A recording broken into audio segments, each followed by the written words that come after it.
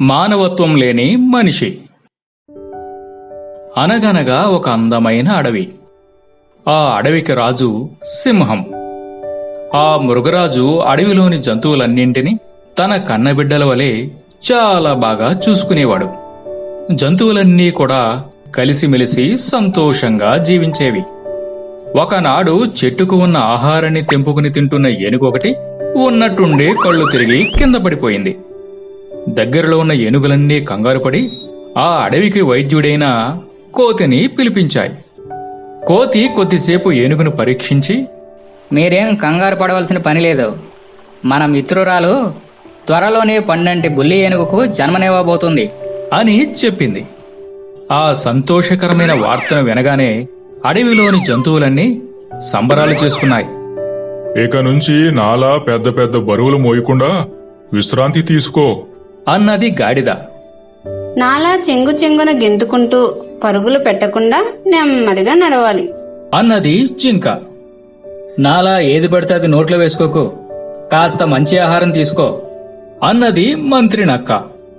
నీకేం సహాయం కావాలన్నా నన్ను అడుగు అన్నది కాకి. చివరిగా మృగరాజు, ఇక నుంచి అందరూ మన మిత్రురాలిని కంటికి రెప్పలా జాగ్రత్తగా చూసుకోవాలి అని గాండ్రించింది. అందరూ తన పట్ల ఎంతో ప్రేమను చూపించడంతో ఆ ఏనుగు పొంగిపోయింది. ఆ క్షణం నుంచి ఆ ఏనుగును మిగిలినవన్నీ చాలా బాగా చూసుకోవడం మొదలుపెట్టాయి. రకరకాల పండ్లు తెచ్చి ఇవ్వసాగాయి, సేవలు చేయసాగాయి. లోపల పెరుగుతున్న బుల్లి ఏనుగు కూడా అల్లరి చేయసాగింది. అమ్మా, నాకు దాహం వేస్తున్నది అని బిడ్డ అడిగితే చెరువు దగ్గరకు వెళ్లి నీరు తాగింది. నాకు ఈ అడవంతా చూపించవా అమ్మా అంటే తిప్పుతూ అందమైన ప్రదేశాలను చూపించింది. ఈ ప్రపంచాన్ని చూసి లోపల ఉన్న పిల్ల ఏనుగు ఎంతో ముచ్చటపడింది. అనుకోకుండా ఒకనాడు ఏనుగు దారి తప్పి ఆ అడవికి ఆనుకుని ఉన్న ఊరిలోకి వచ్చేసింది. ఆ ఊరిలో సూరి గోపి అని ఇద్దరు ఆకతాయిలు ఉన్నారు. వాళ్ళెప్పుడూ ఇతరులకు హాని కలిగించే పనులు చేసి ఆనందం పొందేవారు. ఆ ఊరి పెద్ద వాళ్లని ఎన్నిసార్లు మందలించినా వాళ్ళు మారలేదు సరికదా. వాళ్ల అల్లరి చేష్టలు మరింతగా మితిమీరాయి. ఈసారి టపాసులను ఎప్పటిలా కాకుండా కొత్త పద్ధతిలో పేల్చాలని ఒక పండులో వాటిని పెట్టుకుని ఎదురు చూడసాగారు. అదే సమయంలో అటుగా వచ్చిన ఏనుగు వారికంట పడింది. ఆ టపాసులు అమర్చిన పండును దానికి తినిపించారు. అంతే, ఆ పండు తిన్న మరుక్షణమే అది ఢామ్ అంటూ పేలిపోవడంతో ఆ ఏనుగు నోటికి చాలా పెద్ద గాయమైంది. పాపం, ఆ ఏనుగు బాధతో అరుచుకుంటూ అక్కడి నుండి పరుగు తీసింది. ఆకతాయిలు సూరి గోపీలైతే పైశాచిక ఆనందం పొందుతూ ఎగిరి గంతులు వేశారు. తమ మిత్రురాలికి కష్టం వచ్చిన విషయం తెలియడంతో మిగిలిన జంతువులన్నీ హుటాహుటిన ఏనుగు దగ్గరకు చేరిపోయాయి. జరిగినదంతా తెలుసుకుని అవన్నీ చాలా బాధపడ్డాయి. ఇది చాలా పెద్ద గాయం, దీనిని మానిపించడం నా వల్ల కూడా కాదు అంటూ కోతి కూడా చెప్పేసింది. అమ్మా, నాకు ఆకలవుతుంది, చాలా ఆకలవుతుంది అంటూ లోపలి బిడ్డ ఏడవసాగింది. కాని ఆ తల్లి మాత్రం ఏం చేయగలదు? తను తినలేదు, ఆ బిడ్డకు పెట్టలేదు. అలా 3 రోజులు నీటినే ఆహారంగా తీసుకున్న తల్లి ఏనుగు చివరికి, నీకు వెలుగును చూపించకుండా చీకటితోనే ముగిస్తున్నందుకు నన్ను క్షమించు కన్నా అంటూ కుప్పగూలిపోయింది. ఆ అడవంతా విషాదంతో నిండిపోయింది. ఆ సంఘటన తర్వాత ఏ జంతువు గాని పక్షి గాని అడవి దాటి బయటకు రాకుండా క్షేమంగా ఉన్నాయి. ఈ కథలో నీతి ఏమిటంటే, మానవత్వం లేని మనిషి ఈ సృష్టిలోనే అత్యంత ప్రమాదకారి. మాట్లాడే చెట్టు. అనగనగా అడవిలో ఒక పెద్ద చెట్టు ఉంది. గత కొన్నాళ్లుగా ఆ చెట్టు చేస్తున్న తపస్సు కారణంగా ఉన్నట్టుండి ఓనాడు ఆ చెట్టుకి చూడడం, మాట్లాడడం వచ్చేశాయి. అది మొదలు తనకు తెలిసిన విషయాలన్నీ ఎవరికన్నా చెప్పేయాలని దానికి ఆతృత పెరిగిపోయింది. ఎవరు కనబడతారా అని ఆరాట పడసాగింది. ఓ రోజు ఉదయాన్నే ఒకడు దూరంలో అటుగా వెళ్తూ దానికంట పడ్డాడు. ఏమయ్యోయ్, ఇలా రా అంటూ కేక పెట్టిందా చెట్టు. ఉలికిపాటుతో అటు ఇటు చూశాడా మనిషి. ఎవ్వరూ కనపడలేదు. తిరిగి నడవసాగాడు. పిలుస్తుంటే అలా వెళ్ళిపోతావేమయ్యా? ఇలా రా, ఓ మాట చెబుతాను అని మళ్లీ పిలిచిందా చెట్టు.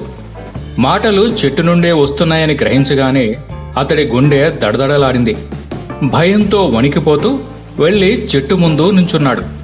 అతడి అవస్థ చూసి దానికి బాగా నవ్వొచ్చింది. కాకే భయపడలేదు, నీకెందుకయ్యా నన్ను చూస్తే అంత భయం? అన్నది ఆట పట్టిస్తూ ఆ చెట్టు. కాకి ఎవరు? అని అతడు ఎలాగోలా గొంతు పెగుల్చుకుని అడిగాడు. రాణివారి వజ్రాల హారం పోయింది, నీకు తెలుసునా? ఊరు వాడ వెతికించి ఉంటారు, దొరికిందా? ఆ హారం దొరకలేదని నలుగురు చెప్పుకోగా నేను విన్నాను. ఎందుకు దొరుకుతుంది?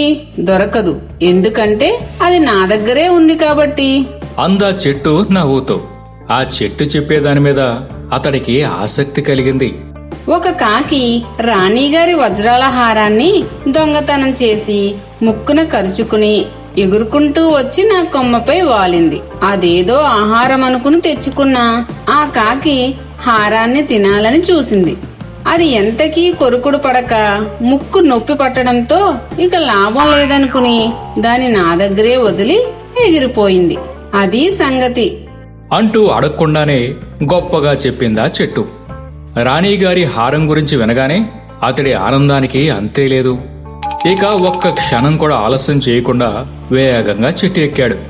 కొమ్మకు వేలాడుతున్న వజ్రాల హారాన్ని తీసుకున్నాడు. పట్టరాని సంతోషంతో కిందకి వచ్చాడు. మిలమిల మెరిసే హారాన్ని చూసుకుని మురిసిపోయాడు. రాజుగారికి ఇవ్వకుండా తనే స్వంతం చేసుకుందామని అనుకున్నాడు. కానీ ఇంతలో అతడికో అనుమానం వచ్చింది. చెట్టుకి వాగుడెక్కువ. ఈసారి కంటపడ్డ వాళ్ళకి కాకి హారం గురించే కాక తన గురించి కూడా చెబుతుంది. తనను చూసింది కాబట్టి ఎలాగో గుర్తుపెట్టుకునే ఉంటుంది. అందుకే ముందు ఈ చెట్టు నోరు మూయించాలి అనుకున్నాడు. వెంటనే ఒక గొడ్డలి తెచ్చి చెట్టును కొట్టడం మొదలుపెట్టాడు. పాపం, ఇప్పుడే మాటలు నేర్చిన చెట్టు తనను ఏం చేయవద్దంటూ ఎంతగానో బ్రతిమాలింది. అయినా ఏం లాభం? అతడు గొడ్డలితో నరికేయడంతో భోరున విలపిస్తూ నేల కూలింది. ఈ కథలో నీతి ఏమిటంటే, అన్ని విషయాలు నాకే తెలుసంటూ ప్రతి ఒక్కరి దగ్గర మాట్లాడితే చివరికి నష్టపోయేది మనమే. బుల్లి కుందేలు ఉపాయం. ఒక అడవిలో పెద్ద పులి ఒకటి ఉండేది. ఆ పెద్ద పులికి సేవ చేయడానికి ఒక జిత్తులు మారి నక్క ఉండేది. ఆ నక్క అడవి అంతా తిరిగేది. ఎక్కడ ఏ జంతువులు ఉంటున్నాయో గమనించేది. వాటిని ఏ ఏ వేళల్లో ఎలా వేటాడాలన్న విషయాలను పెద్ద పులికి చెబుతూ ఉండేది. పథకం ప్రకారం ముందుగా నక్క వెళ్లి ఒక జంతువుపై కలబడి దానితో పోరాడేది. దాన్ని తను చంపగలిగితే సరే సరే, ఒకవేళ తన వలన కాకుంటే పెద్ద పులిని రమ్మన్నట్టు పెద్ద అరుపు అరిచేది. అప్పుడు పులి చాలా ధీమాగా అడుగులు వేస్తూ వెళ్లి నక్క చూపిన జంతువును వేటాడి చంపేసేది. మంచి మంచి మాంసం ముక్కల్ని పెద్ద పులి తినేది. మిగిలిన మాంసాన్ని ఎముకల్ని నక్క తినేది. దాంతో అడవిలోని జంతువులన్నీ బెదిరిపోయాయి. ఒంటరిగా తిరగడానికే భయపడిపోయేవి. ఓసారి అవన్నీ ఒక దగ్గరకు చేరి పెద్ద పులి నక్కల బారి నుండి తమను తాము కాపాడుకునే పరిష్కారం కోసం ఆలోచించసాగాయి. అన్ని జంతువుల్లో కుందేలు ఈ సమస్య నేను తీరుస్తాను అంటూ ముందుకొచ్చింది. ఈ అడవిలో పెద్ద పెద్ద వాళ్ళం, తమ వలనే కావడం లేదు. ఇక ఈ బుల్లి కుందేలు వలన ఏమవుతుందని చాలా జంతువులు పెదవి విరిచినా వేరే అవకాశం లేకపోవడంతో సరే అన్నాయి. దాని ప్రణాళిక ప్రకారం ఒకరోజు నక్కతో మంచిగా మాట్లాడుతూ కుందేలు ఇలా అన్నది. మిత్రమా, నాకు తెలిసిన ఒక కొలనుంది. అందులో పెద్ద పెద్ద చేపలున్నాయి. అవి నీవు, నీ మిత్రుడు, పులిలాంటి పెద్ద వేటగాళ్లకు సులభంగా దొరికిపోతాయి. ఆ కొలనులో మీరు ఎన్ని తిన్నా తరగనన్ని చేపలున్నాయి. మీకు నచ్చినప్పుడు నచ్చినట్లు వేటాడొచ్చు. వేట కోసం నీవు కాళ్ళు అరిగేలా తిరగనక్కర్లేదు. నక్కకి కుందేలు మాటల మీద అనుమానం వచ్చి, అసలు నువ్వెందుకు నాకు ఈ సమాచారం ఇస్తున్నావు? నీవు మాంసం తినవు కదా. మేం కొలనులో వేటాడితే నీకేం లాభం అని ప్రశ్నించింది. మీలాంటి మిత్రులుంటే నన్నెవ్వరూ చంపలేరు. హాయిగా ఆకులు అలమలు తిని బతికే వచ్చన్నది నా స్వార్థం. అంతే తప్ప నాకు మరే దురుద్దేశం లేదు. అని వినయంగా చెప్పింది. నీవు చెప్పినట్టు కొలనులో చేపలు లేకపోతే తర్వాత నిన్ను చంపి తింటాం అని హెచ్చరించింది నక్క. సరే మిత్రమా, కొలనులో మీకు మంచి వేట దొరకకపోతే నన్ను చంపేయండి, పర్వాలేదు. అంది ఆ కుందేలు కాస్త ధీమాగా. కుందేలు చెప్పిన విషయాన్ని నక్క పులికి చెప్పింది. జంతువుల్ని పక్షుల్ని తిని తిని తిండి మీద విరక్తి పుట్టింది. చేపల మాంసం బాగుంటుంది, పైగా ఆరోగ్యానికి మంచిది కూడా. కాబట్టి ఇకపై మన వేట కొలనులోనే అంది పెద్ద పులి ఆనందపడుతూ. ముందుగా నక్క కొలనులో దిగింది. అది మొత్తం మొసళ్లతో నిండి ఉండే కొలను గనక ఒక బలమైన మొసలి నక్క కాలు పట్టుకుంది. నక్క పెద్దగా అరిచింది. చేప చాలా పెద్దదిలే ఉంది, అందుకే నక్క ఆనందంలో అంత పెద్దగా అరుస్తోంది అనుకుంటూ ఉత్సాహంతో ముందు వెనుక ఆలోచించకుండా పెద్ద పులి ఆతృతగా కొలనులోకి తూకింది. అంతే, ఒకేసారి చాలా మొసళ్ళు పెద్ద పులిని చుట్టుముట్టేశాయి. ఇంకేముంది, పెద్ద పులి నక్క ఆట ముగిసింది.